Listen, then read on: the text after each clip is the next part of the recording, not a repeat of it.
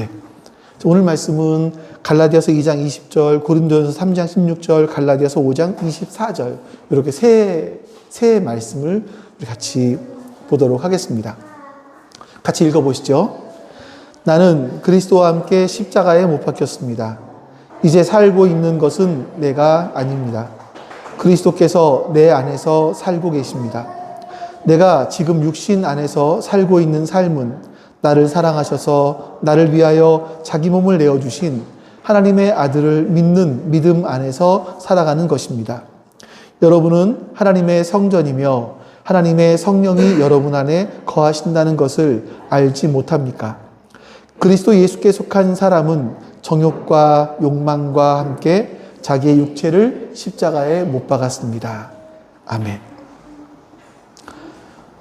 이런 질문을 한번 드려볼까요? 여러분들은 그리스도인이 되신 후에 여러분 자신을 바라보는 눈이 혹시 달라진 것이 있으십니까?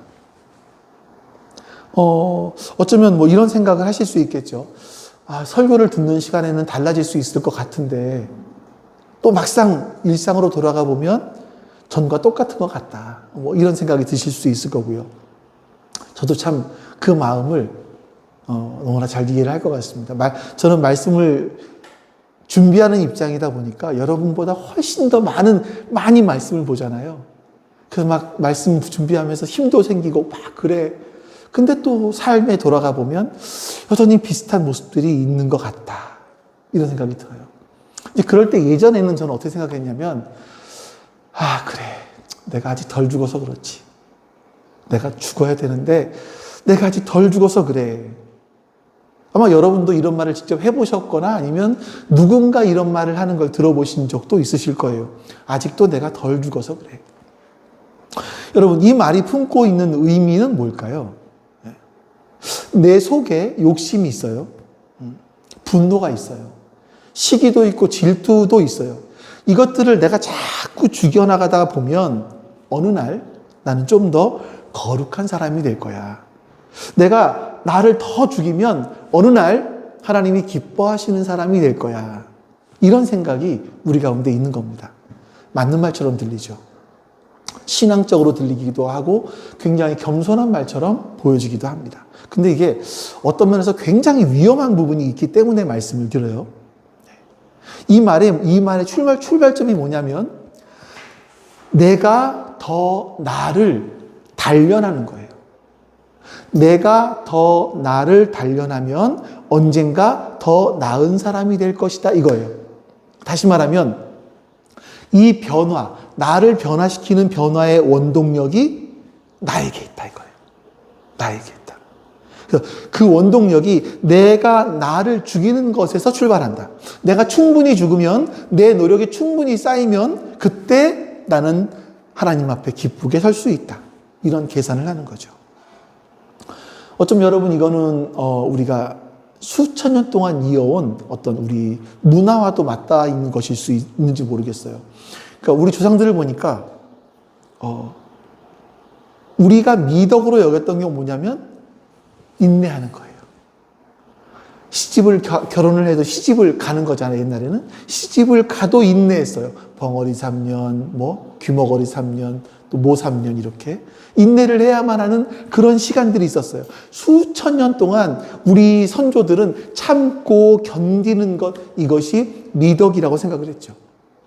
또 우리 안에 있는 욕망, 이런 것들을 억누르는 거죠. 그러면 고상한 인품을 갖게 된다. 이것이 우리나라 문화 속에 잘 뿌리 내리고 있었고, 이 문화 속에서 우리는요 태어나고 또 자라왔습니다.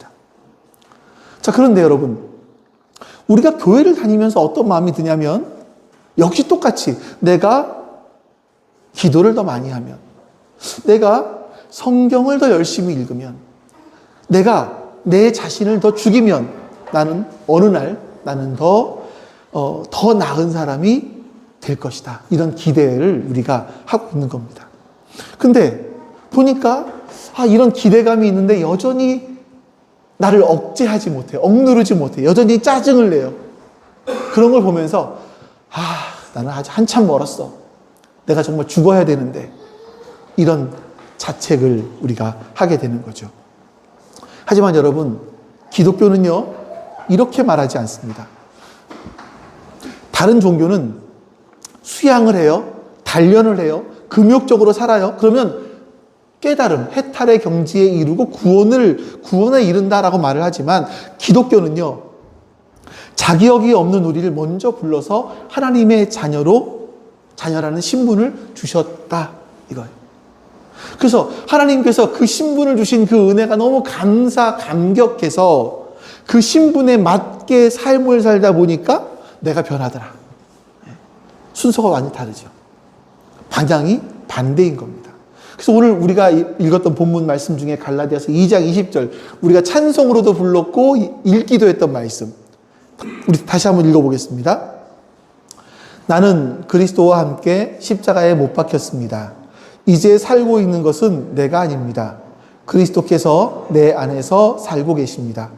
내가 지금 육신 안에서 살고 있는 삶은 나를 사랑하셔서 나를 위하여 자기 몸을 내어주신 하나님의 아들을 믿는 믿음 안에서 살아가는 것입니다. 아멘. 자, 여기서 가장 많이 나오는 단어가 뭘까요? 가장 많이 나오는 단어. 나. 6번 나와요. 다음 사진 보여주세요. 나는 그리스도와 함께 십자가에 못 박혔습니다. 이 나와 그 뒤에 나오는 내가 같은 나가, 바울이 말하는 나가 이 6가지의 나 중에서 똑같은 나가 아닙니다. 그러니까 여기서 나는 그리스도와 함께 십자가에 못 박혔습니다. 이게 자, 저쪽에 보시면 부인해야 될 나, 막 깨져 있잖아요. 그렇게 표현을 해놨는데, 깨져 있는 나, 부인해야 될 나예요. 하나님이 없이 세상 풍조를 따라서 내 욕심대로 살던 그 나, 깨져버린 나, 하나님의 형상이 깨어져 버린 나, 바울이 이 나는 십자가에 못 박혔다라고 말하는 거예요. 자, 그리고 지금 내가 살고 있는 이 나는 이 위에 첫 번째 줄에 있는 나, 저쪽 편에 있는 나가 아니다. 그 자리에 새로운 나가 들어섰다. 그리스도께서 그 안에 살고 계시는 나, 그리스도 안에서 새롭게 된 나, 이 나가 있다 이거예요. 그러니까 이게 여러분 이렇게 오해하시면 안 돼요. 내 안에 두 개의 자아가 있다, 이건 아니에요. 옛 사람, 예수님을 만나기 전에 나와 예수님을 만난 후의 나가 다르다. 그러니까 지금 바울이 말하는 건 이 두 나는, 첫 번째, 이미 죽은 옛 자아는 내가 부인해야 되는 거예요. 죽은 거예요. 하지만 여기서 보시면 그리스도 안에 새롭게 된 나, 이거는 내가 인정해야 될, 긍정해야 될 나인 겁니다.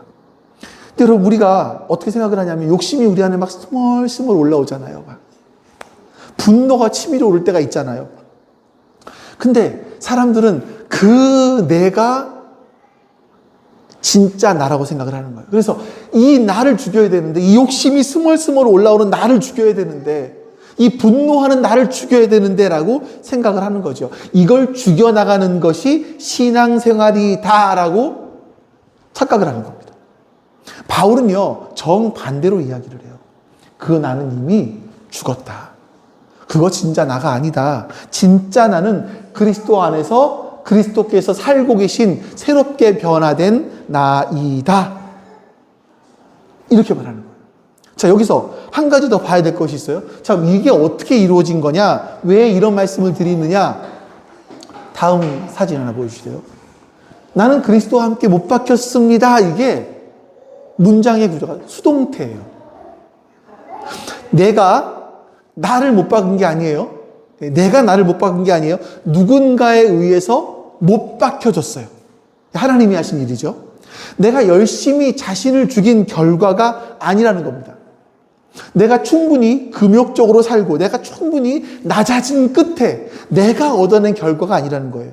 하나님께서 그리스도 안에서 이 일을 행하셨습니다. 나는 그 일을 뭐 합니까? 받아들이는 거죠. 여러분, 이 차이가 얼마나 큰지 아세요?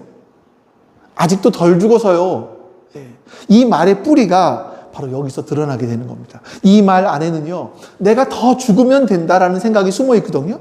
내가 더 노력하면, 내가 단련하면, 내가 더 희생하면, 내가 성경을 더 읽고, 내가 더 기도를 더 많이 하면 나는 변화될 거야. 이런 생각들인 거죠. 그런데 바울은요, 수동태로 이야기합니다. 너는 이미 못 박혔다. 이건 우리 인간이 한 것이 아니라 하나님이 하신 일이다. 하나님이 이미 하셨다. 순서가 완전히 다른 겁니다. 자, 이것을 이해하기 쉽게 비유를 하나 제가 들어볼게요. 여러분, 영어를 열심히 배우면 미국 사람이 됩니까? 라면을 먹을 때 포크로 떠먹으면 미국 사람이 되나요?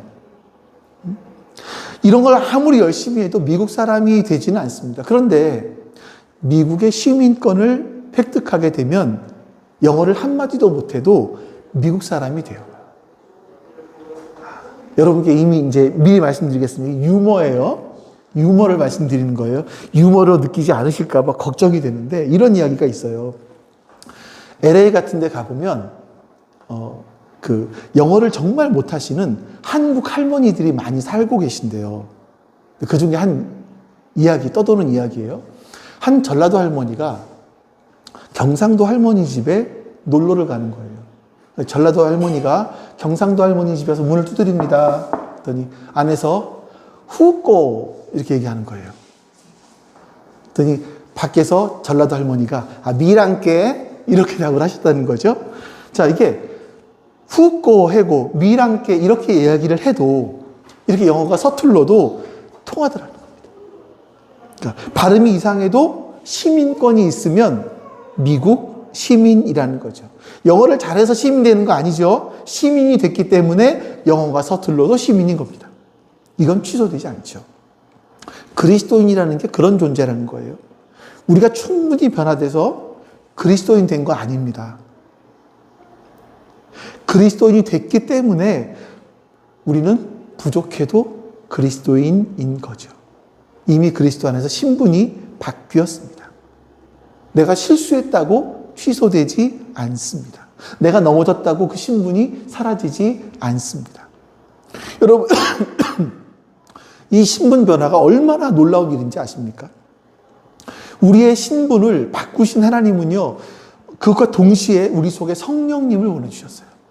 바울이 고백한 것처럼 우리 자신이 하나님의 영이 거하시는 성전이 된 거예요. 고린도전서 3장 16절 말씀 같이 읽어봅니다. 여러분은 하나님의 성전이며 하나님의 성령이 여러분 안에 거하신다는 것을 알지 못합니까? 아멘. 그러니까 우리가 신분이 바뀐 것만으로 끝나는 것이 아니라 하나님께서 우리의 신분을 바꾸어 주심과 동시에 우리 안에 성령님을 보내주셨다. 우리 몸이 성령이 거하는 전이 되었다라고 말씀합니다. 그러니까 예수 믿기 이전과 예수 믿은 이후에 완전히 달라진 것이 뭐냐면 우리 안에 성령님이 거하시는 성전이 된 존재가 되었다는 거예요.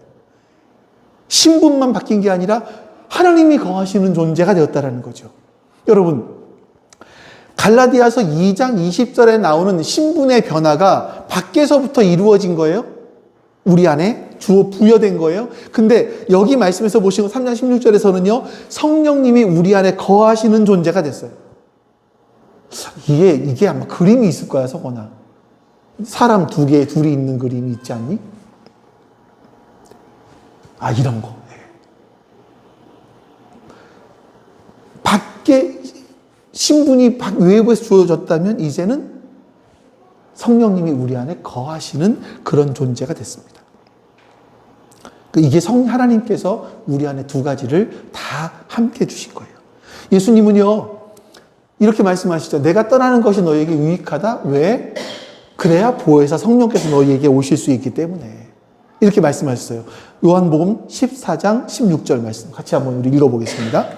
내가 아버지께 구하겠다. 그리하면 아버지께서 다른 보혜사를 너희에게 보내셔서 영원히 너희와 함께 계시게 하실 것이다. 아버지께 구하는 분은 예수님이시죠. 아버지께서 보내시는 분은 성령님이십니다. 삼위일체 하나님이 이 일을 함께 계획하셨어요. 우리 한 사람을 위해서. 여러분, 이 삼위일체에 대한 이야기는 이게 유튜브에 제가 한 게 있을 거예요. 그거 보시면 여러분들이 더 참고가 되실 것 같고, 이거 아니에요. 뭐 사과를 보니까 사과는 뭐 겉에 껍데기가 있고 사과에 과즙이 있고 씨가 있고 세 개지만 하나다, 이런 거 아니에요. 제가 여기서는 목사이지만 집에 가면 아버지가 되고 밖에 나가면 아저씨가 되고, 이런 개념이 아니에요. 삼위일체는요. 하나님의 본성을 우리가 어떻게 이해할 수 있겠어요? 나중에 한번 그런 거 들어보시면 될 겁니다.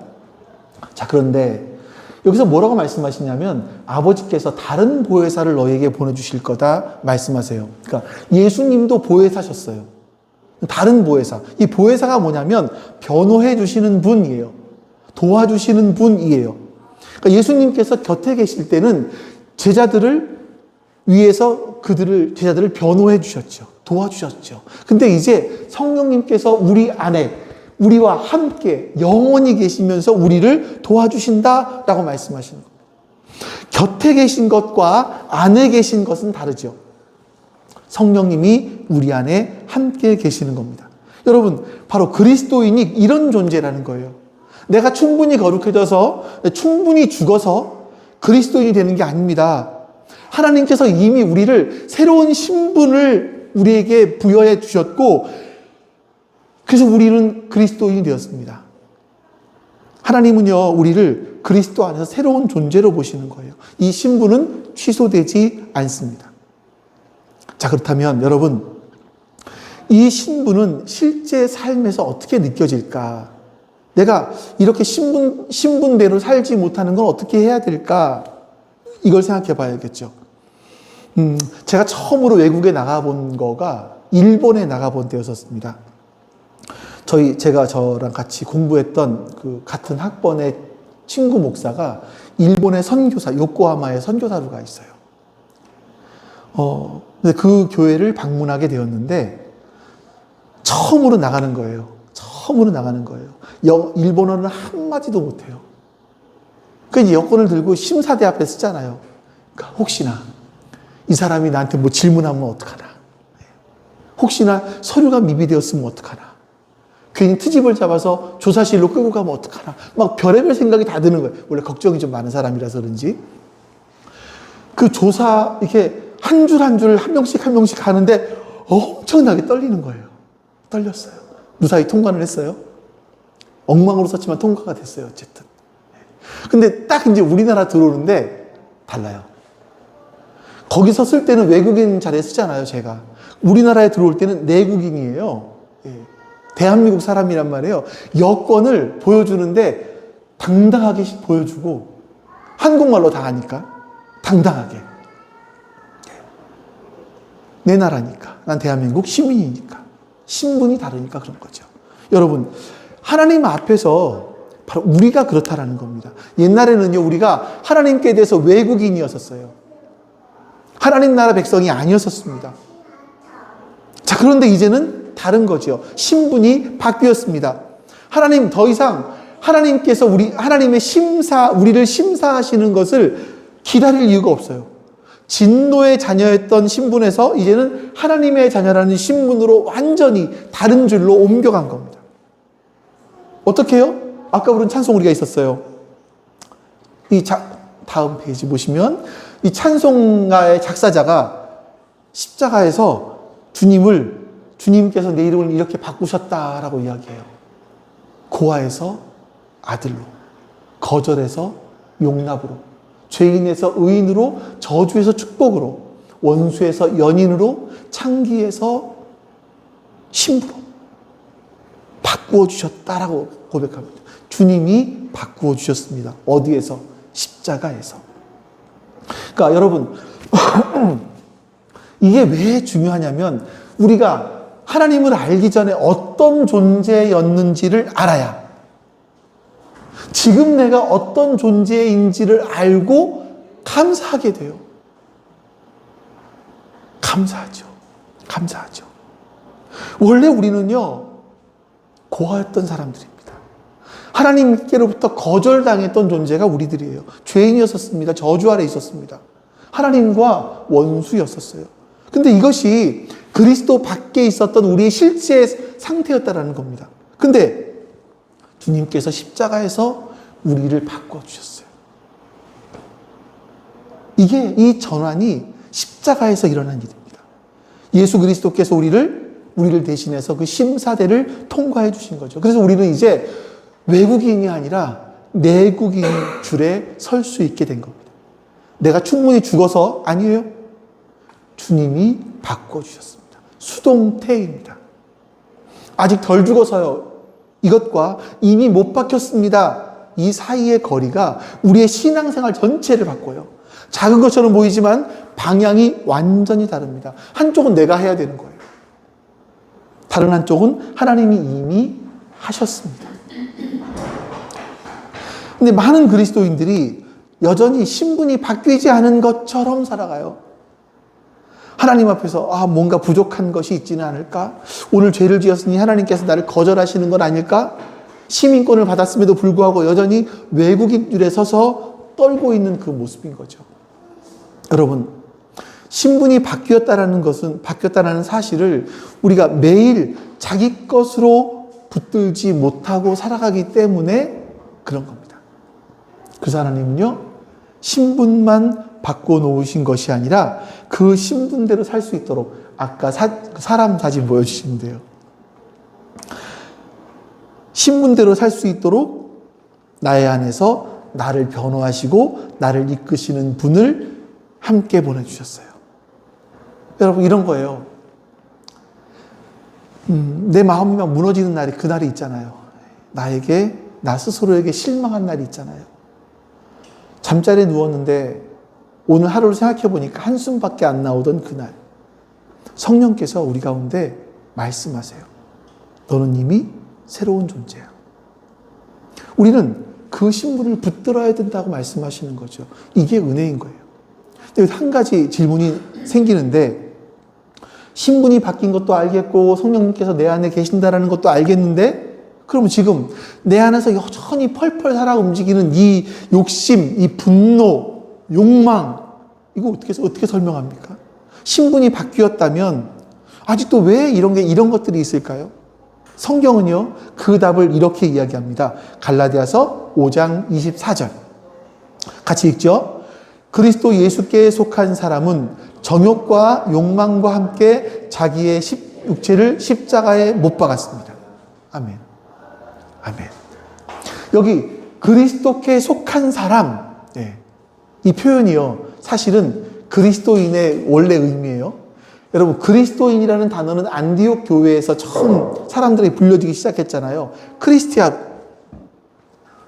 크리스티아노스, 그리스도에게 속한 자, 그리스도의 것, 크리스티아노스가 이런 뜻인데, 여러분, 그리스도인이라는 단어가 처음 생긴 곳은 안디옥인데, 여러분 한번 생각을 해보세요.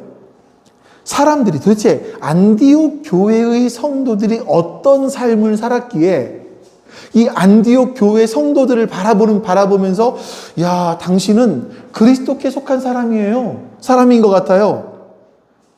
저 사람들은 그리스도의 사람들입니다. 이렇게 이야기를 했을까?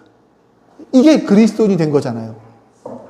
여러분, 이건 내가 원해서 된 것이기도 하지만 더 정확하게는 하나님께서 그 사람 안에서 역사하셨기 때문에 이루어진 일이죠. 그런데 그리스도 예수께 속한 사람은요, 정욕과 욕망과 함께 자기 육체를 십자가에 못 박았다라고 말씀합니다. 다음 사진. 이 구절을 갈라디아서 2장 20절과 비교해 보는 겁니다. 자, 바울이 이렇게 말해요. 나는 그리스도와 함께 십자가에 못 박혔습니다. 수동태예요. 못 박혔습니다. 수동태. 하나님이 하신 일이에요. 근데 여기서는 보니까 자기 육체를 십자가에 못 박았습니다. 능동태예요. 내가 하는 일이라는 거예요. 왜 다르죠? 갈라디아서 2장 20절에 그리스도와 함께 십자가에 못 박혔다. 그래서 신분이 이미 바뀌었다. 이것은 내가 한 게 아니에요. 하나님께서 이미 하신 일이에요. 이 사실은 변하지 않습니다. 근데 5장 24절에서 그 다음 이야기가 나와요. 신분이 바뀌었기 때문에 우리 속에서 스멀스멀 올라오는 것들, 이걸 어떻게 해야 되느냐? 그 나를 이미 죽인 것으로 여기고 못 박아라 이거예요. 반응하는 거예요. 믿음은 반응이라 그랬잖아요. 반응하는 거예요. 우리가 선택하는 거예요. 뭘 선택하기로. 여기서 여러분 육체를 십자가에 못 박았다라는 걸, 이 단어를 오해하시면 안 되는 게 뭐냐면, 이 육체라는 것이 우리가 먹고 마시고 쉬고 하는 이런 몸의 기본적인 필요를 말하는 게 아닙니다. 이걸 부정하라고 말씀드리는 게 아니에요. 영어 성경에 보면 이 단어를 뭐라고 표현하냐면 죄된 성품, 육체라는 것을 우리의 이 몸을 얘기하는 것이 아니라 죄된 성품이라고 이야기를 한다고 합니다. 그러니까 하나님 없이 내가 주인이 되어서 내 마음대로 살려고 했던 그 옛 성품, 죄된 성품, 이거를 못 박으라는 거예요. 그러니까 그리스도 예수께 속한 사람은 자신 안에 있는 이 죄된 성품이 올라오려고 할 때 못 박는 거야. 이렇게 말하는 거죠. 그러니까 근데 많은 그리스도인들이 내 안에 막 욕심이, 욕망이 막 이런 막 분노가 치밀어 올라오려고 할 때, 아직도 내가 덜 죽어서 그렇지. 이걸 죽여야 돼. 이런 생각을 하는 겁니다. 더 일을 악물어요. 더 금욕적으로 살려고 해요. 더 열심히 기도하고, 더 성경 보고, 그러면 사라질 거라 생각하지만 아닙니다. 방향이 틀렸습니다. 욕심과 분노가 내 안에서 막 올라오려고 하는 그 순간에 우리가 하려고 하는 것은 그것을 억제하고 억누르려고 애쓰는 것이 아니라 하나님께서 이미 하신 일을 인정하는 거예요. 나의 옛자는 이미 십자가에 못 박혔다. 나의 이 욕망은 이미 십자가에 못 박혔다. 나의 이 분노는 십자가에 이미 못 박혔다라고 선언하며 그것들을 붙드는 거예요. 성령님이 하시는 일이 바로 여러분 그런 거죠. 좀 실제적으로 설명을 드려볼게요. 우리 안에 어떤 욕심이 막 올라와요. 분노가 치밀어 올라요. 이 분노랑은 조금 다른 것 같아요. 분노는 다른 이성의 끈을 놓게 만들어버리기 때문에 좀 다를 수 있겠는데, 막 욕심이 막 스멀스멀 막 내 안에서 올라와요. 자, 그럴 때 혹시 그런 경험 없으세요? 여러분 안에서 갑자기 성경 말씀 하나가 툭 떠올라요. 찬송한 구절이 툭 떠올라요. 오늘 아침에 문자를 보냈는데, 말씀 문자 받으시잖아요. 말씀 문자를 보내드렸는데 그 말씀 문자가 갑자기 툭 생각이 떠오르는 거예요. 내가 일부러 생각하려고 했는 건 아닌데 생각이 나요.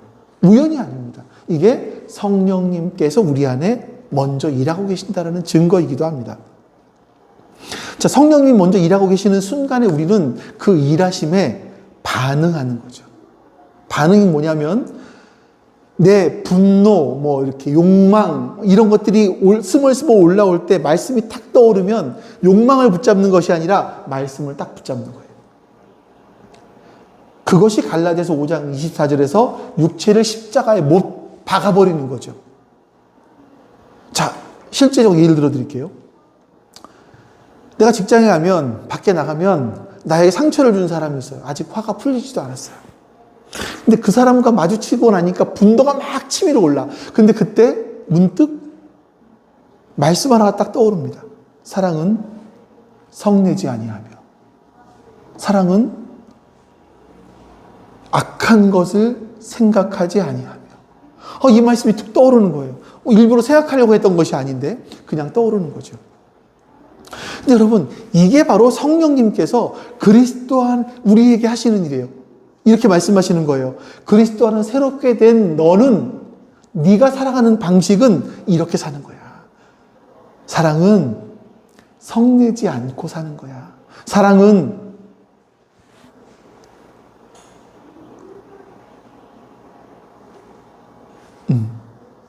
악한 것을 생각하지 않는 거야. 이게 성령님께서 일하시는 방식이에요. 저 저녁에 집에 돌아왔습니다. 하루를 다 좀 마치고 잠자리에 누웠는데 낮에 막 화냈던 일들이 생각이 나는 거예요. 근데 또 생각을 해보니까 이게 화를 낸 게 이번 한 번만은 아니야. 나는 나를 보니까 똑같은 상황에서 또 비슷한 일이 있을 때마다 반복적으로 화를 내고 있더라. 이걸 발견하는 거죠. 계속 비슷한 상황에서 분노하고 짜증내는 내 모습. 그러지 말아야 되는데. 이거 그리스도인의 모습이 아닌데 라고 다짐하고 기도했는데 변하지 않는다. 나는 왜 이 모양이지? 예수 믿은 게 몇 년째인데 왜 이렇게 안 달라질까? 스스로 자책을 해요. 그럴 때 여러분, 순간 찬송이 하나가 번뜩 떠오릅니다. 고아에서 아들로, 거절해서 용납으로. 내가 일부러 생각해내는 게 아니에요. 그냥 순간 떠오릅니다. 그 순간에 그래, 내가 아직 이 모양이긴 하지만 그래도 나는 용납받은 하나님의 딸이고 하나님의 아들이야. 이런 생각이 드는 거예요. 성령께서 우리의 훨씬 더 깊은 곳을 만져주기 시작하시는 거예요. 여러분, 이런 것, 성령님께서 이것만 하신다, 이건 아니에요. 성령님께서 하시는 일들 중에 하나가 이런 것이더라, 이거죠. 그러니까 여러분 안에 어떤 말씀이 떠오르고 찬송이 떠오르고 이런 순간들을 그냥 흘려보내지 마세요. 성령님이 우리 안에서 먼저 움직이고 계시는 그런 사건들일 수 있습니다. 자, 이 움직임에 여러분들이 내가 막 그 분노가 치밀어 오를 때 사랑은 성내지 않는 거야 라고 말씀하시는 음성이 들리면 여러분들이 들리실 거예요. 제가 말씀드렸으니까 또 들리실 거예요. 들리시면 그때 그래, 사랑은 성내지 않는 거지. 하나님의 사랑은 성내지 않는 거야. 이 말씀을 붙잡는 거예요. 나를 자책하는 생각이 들려고 할 때, 난 왜 이 모양이지? 라는 생각이 들려고 할 때, 고아에서 아들로, 거절해서 용납으로 바꾸어 주신 그 찬송의 가사가 딱 떠오릅니다. 그럼 그걸 붙잡는 거예요. 나를 자책하지 않고. 이게 그냥 우리가 알아채지 못하고 지나갔을 수도 있습니다. 괜찮습니다. 성령님은 포기하지 않고 여전히 일하세요. 계속해서. 앞으로도 여러분 안에서 일하실 거예요. 지금도 일하고 계시고요. 여러분들 마음속에 그래, 맞아, 그런 때가 있었지. 또 말씀이 떠오르면 이제 붙들어야지 라는 생각이 드시면 그 성령님께서 여러분 안에 일하고 계시는 증거 중에 하나라고 할 수 있습니다. 자, 이제 말씀을 좀 마무리해 볼게요. 우리가 처음에 말씀을 시작하면서 질문 하나를 드렸습니다. 이 질문은 사실 책에 나온 질문이에요. 그리스도인이 되고 나서 여러분 자신을 바라보는 눈이 달라진 것이 있으십니까? 라고 물었을 때 다시 여러분 그 질문 앞에 서보십시오. 여러분 아직도 부족한 나를 붙들고 계십니까? 그 나를 보십니까? 여전히 해결되지 않는 이 못남 때문에 무너지고 있는 나를 보십니까? 충분히 죽지 못한 나를 보고 계십니까? 그 눈으로 나를 보고 계시다면 오늘 말씀이 여러분에게 하고 있는 말씀은 이런 거예요. 지금 나는 예수님을 만나기 전에 나가 아니다. 여러분, 하나님은요, 그리스도 안에서 우리의 신분을 바꾸어 놓으셨습니다. 그 사람의 옛 자아를 십자가에 못 박아버리셨습니다. 하나님께서 하신 일이에요. 그리고 성령을 그 사람 안에 보내셨습니다. 지금 이 순간에도 우리를 변화하고 계세요. 너는 이미 새로운 존재라고 하는 거죠. 너는 네가 보는 것이, 네가 보는 너가 전부가 아니라는 거죠. 그것이 여러분, 우리의 이야기예요. 아직도 제가 덜 죽어서요? 이 말을 다시 한번 생각해 보십시오. 이 말 속에 우리의 마음 속에 어떤 믿음이 있는 거예요. 어떤 믿음이냐면 내가 충분히 노력하면, 내가 열심히 살면, 열심히 기도하고, 열심히 말씀 보고, 열심히 큐티하고, 그렇게 또 내 욕망, 내 욕심들, 막 내 분노감 이런 것들을 충분히 죽이면 하나님이 기뻐하시는 사람이 될 거야, 거룩한 사람이 될 거야 라는 그 생각이에요. 근데 말씀은요, 반대로 말씀합니다. 하나님은 우리가 충분해지기를 기다리지 않으시고 이미 우리를 예수 그리스도 안에서 새로운 존재로 바꿔주셨어요. 자격이 있어서? 아니에요. 자격이 없음에도 불구하고, 아직 준비가 안 됐음에도 불구하고 우리의 신분을 바꿔주셨습니다. 그 사랑이 먼저 우리 가운데 있었던 거예요. 우리가 그래서 그 사랑 앞에 설 때 비로소 우리가 달라지기 시작합니다. 억지로 죽으려고 애쓰는 게 아니에요. 내가 이미 사랑받은 사람이에요. 그래서 그 사랑에 끌려서 살기 시작을 하는 거죠. 제가 항상 여러분들께 말씀드리는 거 있잖아요. 프로이드의 단계가 아니라니까요. 에릭슨이에요. 그 단계에서 내가 충족되지 않아도 그 다음 단계에서 사랑을 충분히 받으면 사람 변해요. 이 심리학에서 하나님의 말씀을 증명해 냈잖아요. 우리가 하나님의 사랑을 충분히 받으면 우리는 변하기 시작하는 겁니다. 하나님이 이미 우리를 못 박으셨다라는 것을 알고 믿고 선언하는 거예요. 그렇게 하루를 시작하는 거죠. 성령님께서 그 삶을 이끌어 가십니다. 자, 여러분, 이제 여러분들이 오늘 예배, 오후에 성경 공부 다 마치고 집으로 돌아가시면 여러분의 일상이 시작될 겁니다. 여전히 그 가운데는 나를 힘들게 한 그 사람도 있을 거고요. 그 환경도 여전할 겁니다. 그 상황, 환경 가운데 그 사람을 만나거나 했을 때 내 안에서는 여전히 그 스멀스멀 그 분노감 아니면 뭐 이런 것들이 올라오겠죠. 욕심이 막 기어 올라올 겁니다. 여전히 그런 반복되는 실패하는 나를 바라보면서 한숨이 나올 수도 있을 거예요. 그때 성령님께서 여러분에게 이제 물으십니다. 어떻게 해요? 너는 지금 어떤 너를 붙들겠느냐? 라고 물으세요. 여러분은 그 질문에 응답하시면 되는 거예요. 나를 길게 설명하지 않아도 돼요. 대단한 결단을 하자는 것도 아니에요. 그냥 이렇게 하는 거예요. 저는 이미 바뀐 사람입니다. 이 바뀐 나를 붙들겠습니다. 나는 바뀐 존재입니다. 이 바뀐 존재인 나를 붙들겠습니다. 이거죠. 이것이 오늘 이 말씀이 여러분에게 드리고 싶은 그런 말씀인 겁니다. 하나님은 우리의 신분을 바꿔 놓으셨습니다. 성령님은 지금도 우리 안에 계세요. 우리를 변화하고 계십니다. 우리를 이끌어가고 계세요. 우리는 이미 새로운 신분, 새로운 이름을 받은 존재입니다. 이제는 여러분, 그 새로운 존재로서, 새로운 이름을 받은 사람으로서 우리의 삶을 살아갈 수 있기를 주님의 이름으로 축원합니다. 아멘. 예수님께서 십자가에서 이미 우리의 존재를, 우리의 신분을, 우리의 이름을 바꾸어 주셨음에도 불구하고 우리는 여전히 고아로, 거절받은 존재로, 죄인으로, 저주의 아들로, 원수의 모습으로 살아가고 있지는 않은가? 우리 자신을 돌아보게 해주시옵소서. 우리의 삶 가운데 이제 예수 그리스도께서 십자가를 통해서 바꾸어 주신 그 존재, 아들이라는 신분, 용납받은 자라는 그 신분, 의인이라는 그 신분으로, 하나님의 복을 받은 신분으로, 연인으로, 하나님의 신부로 이제 살게 해주시옵소서.